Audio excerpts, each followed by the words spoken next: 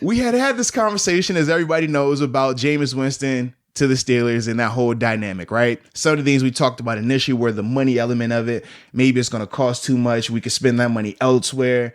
Then we talked even more so about the belief that we have in Mason, and then also the power struggle of if you bring in a Jameis Winston, how would that affect Big Ben's confidence and things like that? Well, like that, necessary, even fans, like fans' reaction, controversy, and all that type of stuff. So we were going down our list talking about all these things, and some of the things we agreed upon, some of the things we differed on.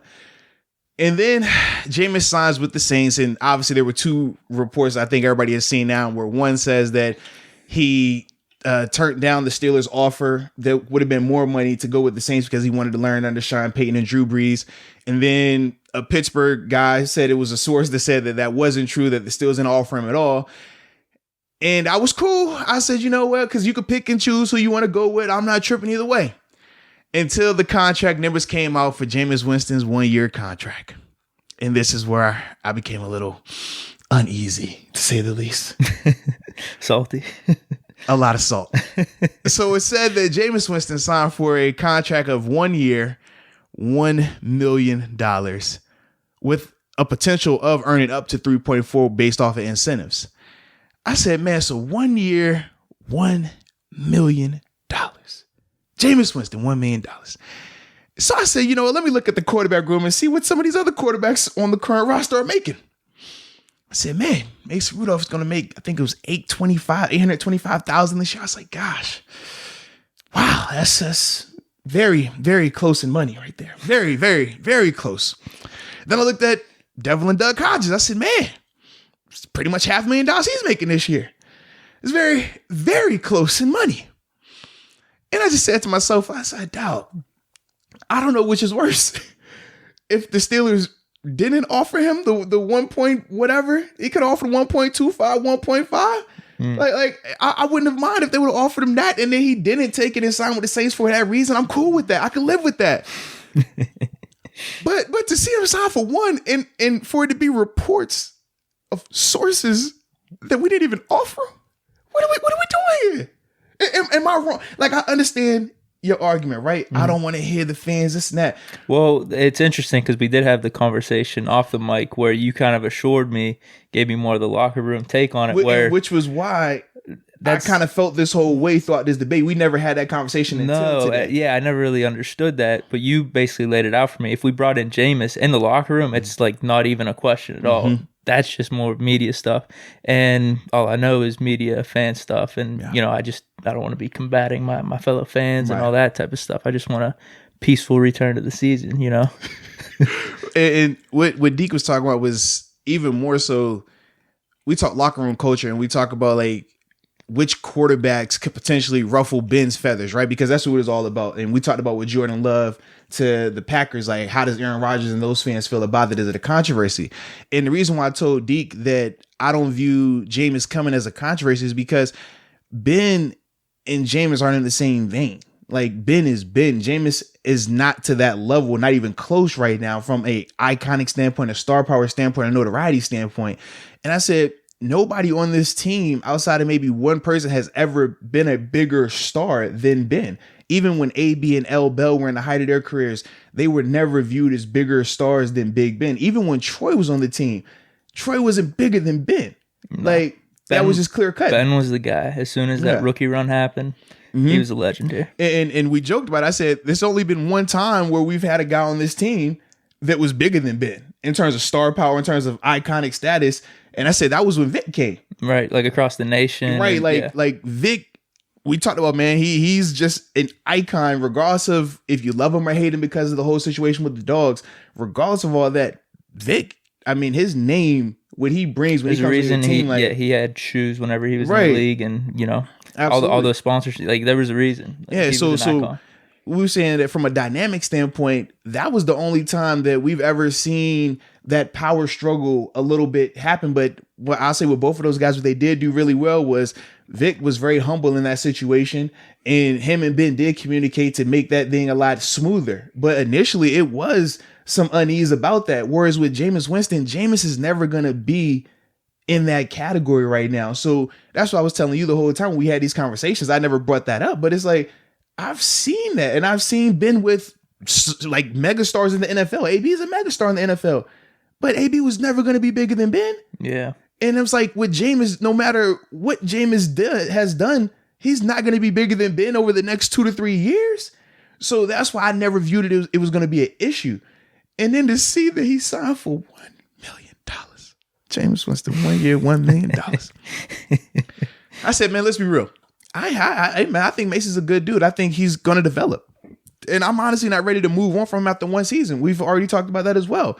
But you're not going to sit here and tell me, and I'm sure Mason would agree too, that, hey, man, if you could get Jameis Winston on your team for $1 million, I'm pretty sure you should put an offer in for that. Now, if he turns it down, cool.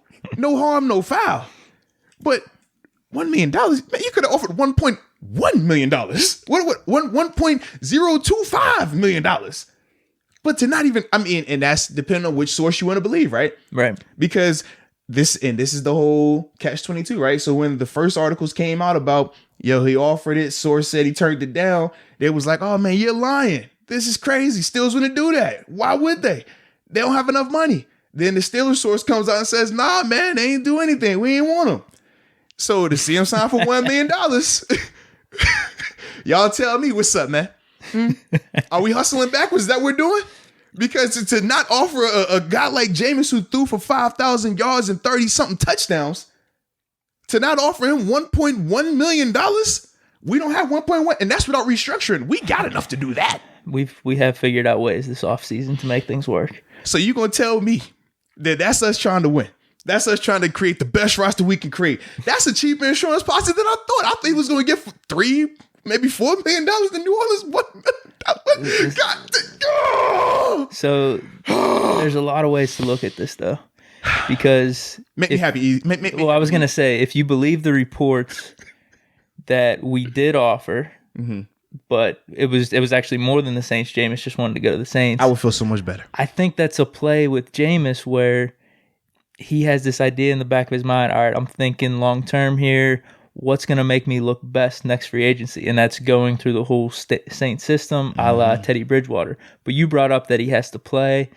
I don't know how certain I am that he's got to play. I think just the idea of, we talked about this before, if you're a first round draft pick, you're always going to have that first round brand with you. So maybe even if you aren't the best after 2-3 years in the league, you'll get another chance because of that first round grade as opposed to being a fourth rounder. So I'm thinking maybe just, he went through Breeze, he learned under Breeze, he learned under Sean Payton. Even if he doesn't play, there might be some teams looking at that like, I think we could take a shot with him. And you know what? When you say that, the more you say it, I do agree with that because I think about the Sean McVay coaching tree. Right. And how everybody's getting a job if you or your man. I'm not saying it's right or anything. Right. I agree with you, but that does happen. We've seen it. Hey, man, I held the clipboard for Sean McVay. Oh, man, you could be our head coach today, baby. What's up? So with Jameis, and when you're comparing the names, would you rather say you were under Sean Payton and Drew Brees versus it? Because I don't even want to say Mike Tomlin because Mike Tomlin's not an offensive-minded coach. So it would be more Randy Fichtner and Ben Roethlisberger. So if you're just on paper and say you don't get a snap this year in either situation, I do agree that people would say, well, hey, man, Sean Payton and Drew Brees, I'm a lot more confident Mike in that. McCarthy situation. Right. I'm a lot more confident in that than necessarily Randy Fichtner and Big Ben if he never took a snap. So I can definitely see that. But then on the other side, then, if you're saying, I believe the report that we didn't offer him, that's why I lean more towards what I initially said about Jameis's mindset going into this, where he's more or less thinking about next year, because you got to think another team out there at least offered $2 or $3 million aside from us, right? But where he's just kind of set on the Saints no matter what. Why wouldn't that be us though? Huh? Why wouldn't that be us though? Well, I told you too that it's kind of a bad look for us, so there's no reason to act like we were trying to get him. You know how? I would have much rather they said that we offered and he just turned it down for that situation versus them saying that we didn't even attempt it. Remember, it's completely false. If you believe this, you are just crazy. So please tell me, are we crazy to think that Jameis right now is better than Mason Rudolph right now? For it's not even a $200,000 difference. I think Mason's going to make $826,000 this year, and that's not counting incentives and things like that. And Jameis's base salary is supposed to be $1 million. You do the math. So does that make me crazy? No, like you said, like what are we talking about here? You said at least you want to feel better about it. That would make me feel so much better to at least know we attempted. We attempted. And not even saying that you're going to move on from Mason because you're looking at this as a 1-year deal, right? Right. But you mean to tell me, okay. Just for next year, yes. Just for next year. You would take in a vacuum Jameis over Mason, yes. And this is the thing. If Mason is your third quarterback, you're not tripping. But you mean to tell me that you'd still rather have Paxton Lynch or Doug and Doug Hodges up there over Jameis? Because the money is not different. The money is not different. We talking less than $1 million difference for both of these quarterbacks. Man, come on, bro. I think he was set on the Saints, dude. I think he was set on the Saints. I'm just sad. I mean, our QB room, like in terms of depth and everything, having him and Mason there behind Ben, you do feel better in case Ben gets hurt. You wouldn't feel better. You would smile. That would be a big boy smile. Dude, well, I'm changing my tune just based off what you told me off the mic because... I said it on the mic. Well, yeah, but more in depth off the mic, though, yeah. Right, but you breaking down that, that would just be all media and fan fabrication. It's no... under any strain of the imagination, man. There's no way that anybody on that team, including Ben, feels threatened by Jameis Winston's presence because Jameis just isn't in that category. You know what? I'm having trouble too, just facing the music of potential retirement in the next 3-4 years too. Understandable. It's tough, man. It's tough. Trust me, we all are because we don't want to see what it looks like when Ben is officially gone. Like at least last year, what got us through last year, as bad as it was, we said, well, Ben's coming back next year. Remember, that was the whole thing. Right. Like, he's going to be back. We're not tripping. But we know as these years continue to go on, That's what I mean. The credits are going to roll eventually. It's tough, man. And it's sooner rather than later. And that's the whole, thing. And that's the part that makes us all uneasy. Because, we talked about my quarterbacks that I've had to interact with throughout my career. I love Ben. I need him. You got to stay. You feel me? I'm with you on that. But at the same time, it's like I understand to continue to win, you do have to have a succession plan. I mean, you even saw the reports even with the Aaron Rodgers situation where they say, we already know Aaron is our guy for the next 3 years. But this is the dude that, hey, we feel can continue on. Once that's over, so it's a smooth transition. Nobody, trust me, you don't want that drop off. I've experienced that drop off multiple times. It sucks. It's a terrible feeling. And then when you look at your roster and you're like, we are so talented, except at the quarterback position. It is a bad feeling because it's a hopeless feeling. It's like last year. Everybody has to play perfect to win. Think about that, man. I'm trying to think of drop-offs too, as of late, like quarterbacks that have left. I guess the Colts got lucky with Peyton Manning when he left. Yeah, Andrew Luck. Mm-hmm. And then, but remember, they drafted Andrew Luck before they had got rid of Peyton. That's when they had the #1 overall pick. Right. And then you got to think too. If we're thinking Peyton Manning still, Broncos though, they had a big drop. Like that's huge. Been a bad scenario for them. Right. Now they finally got Locke. Maybe there's no guarantees with him though either. We'll see with the Chargers now. We're gonna see about Giants. The Patriots. Yeah, Patriots. They're another one. Yeah, I guess we've had some. If you've been a top guy the past 10, 15 years, there really hasn't been. We haven't seen that scenario play out. We're gonna see what happens with the Chargers this year. Yeah, because they're either gonna go Tyrod or they're going with Hester. I mean, not Hester, Herbert. Excuse me.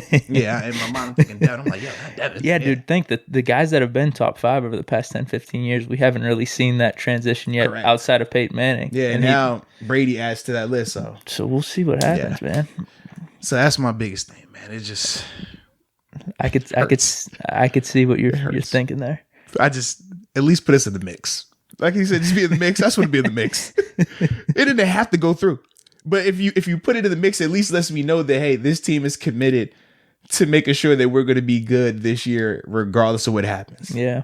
Like we have, because that them not in this, like I said, it depends on which source you want to go with. And I think it's going to be funny now when we start seeing who goes back and says the same thing I'm saying in terms of, man, they should have offered him. And the people that are going to go back and say, well, there was a source that said they did offer him. They did offer him. You see it? Right. And it's like, oh, y'all were the same ones that were saying, oh, that's a lie. Look at this source right here. So for me, I'm just sad. I can't even get it out right now. I'm just sad, bro.